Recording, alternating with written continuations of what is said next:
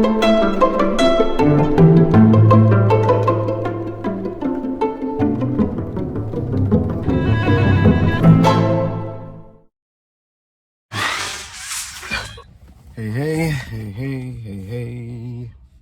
Good morning. So, we had a good time last night. My cousin got married and the family was together. A lot of laughs, a lot of hugs, a lot of reflection. Had a good time.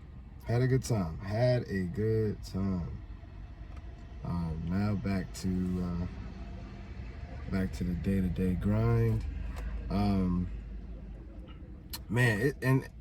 It's funny because these moments where we kind of spend time with family for weddings and get-togethers and celebrations, like the day-to-day hustle is what makes it possible. So I'm very happy that we're getting a chance to do all that stuff together. So definitely appreciate it. Here we go. So daily devotion. This is Romans 12, 10 to 11. It says, love one another, never lag in zeal and earnest endeavor. Be aglow and burning with the Spirit, serving the Lord. All right, let's see if I can get this meaning. Aglow. Adjective, has bald head, aglow under the lights. Are they coming for me? Has bald head. Has bald head under the lights. Be aglow and burning with the Spirit, serving the Lord. All right. I guess they're saying here in this verse, love one another, never lag in zeal and in earnest endeavor. Define zeal, great energy, never lag in energy and in earnest endeavor. Energy, goals, be aglow. I'm trying to see shine. So shine and burn with the Spirit, serving the Lord. All right. Love one another, never lag in energy and in earnest endeavor. Be a light and burning with the Spirit, serving the Lord. I had to change the words up there real quick. Romans 12, 10 to 11. So the devotion's title is Adjust Your Attitude. Adjust your attitude. And I could see the verse. I could already see the connection. We got to be as positive, as fun, as energetic as possible. So that's why I think it's going. So it begins, God wants us to be positive, joyful, enthusiastic. There is nothing negative about God. And if we want to walk with him and have his plans manifest themselves in our lives, it is essential that we choose not to be negative as well. A positive attitude filled with hope fuels joy and enthusiasm. Your attitude is entirely yours. Nobody can make you have a good or bad one. It is entirely your choice. And this is important because oftentimes this is me personally, I can't, you deal with what you have in your world. But for me, I have had days where something threw me off, I let someone else throw me off. I let someone's bad day make my day bad. I've let people's negativity, take me in a whirlwind. And I shouldn't. It's my choice to really allow someone to make my days bad, or something that happened make it a bad day. I remember I took my car to the mechanic, and I've been spending, a good amount on like little things here and there.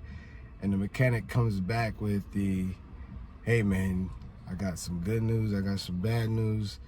Good news is you don't have that much to do. Bad news is you got to do this one thing, and it costs like close to $2,000. And I'm like, what? Talk about a bad day, right? But you know, even with things that happen, you have the choice to let it pull you down. And even though it is bad news, you know, you gotta be full of energy. You gotta have um, your good perspective. Because if I did not go and get that checked, um, who knows what would have happened? What if that was God kind of saying, "Hey, look, I need you to chillax a little bit. You need to go to the mechanic to take care of this, because if you don't, there would have been an accident." There's probably reasons why I thought about going in, and I heard some noise, and I was like, you know what? Let me take it to the mechanic. And instead of doing other things, I was at the mechanic dealing with stuff, because it could have been a car accident I was going to be in, and God saved me from that. I mean, $2,000 is money. It's a lot of money. But it's like, if it saves your life, if God was doing that for you to get out of a situation, to focus on that, or change or shift your time, your attention to something other than something else that could have took you away, it's like you got to look at things for like, it's God's plan. It's hard in the moment though, because when I heard that, I was like, what? Is there anything else you could do to save me some money?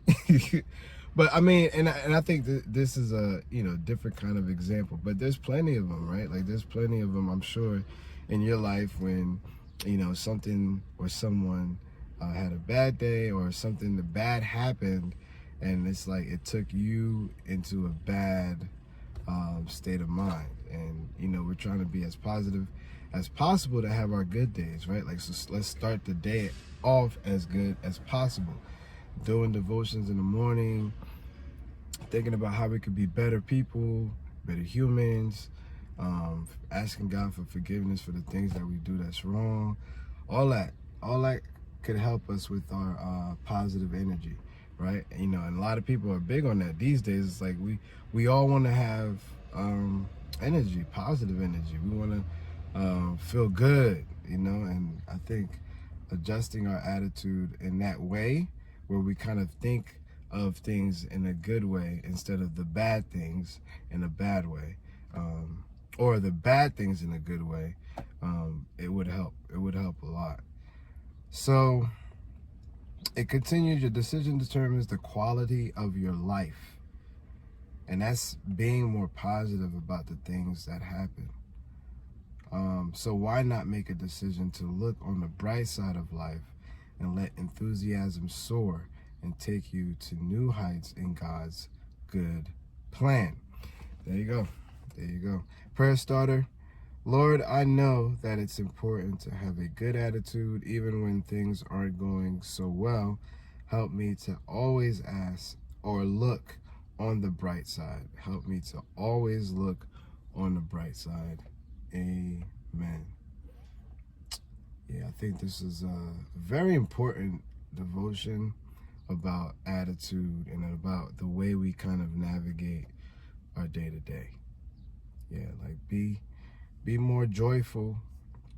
Be more joyful. Like, be fun. Like, there's nothing wrong with being fun and positive and cool. I mean, I've known people. It actually is actually a kind of,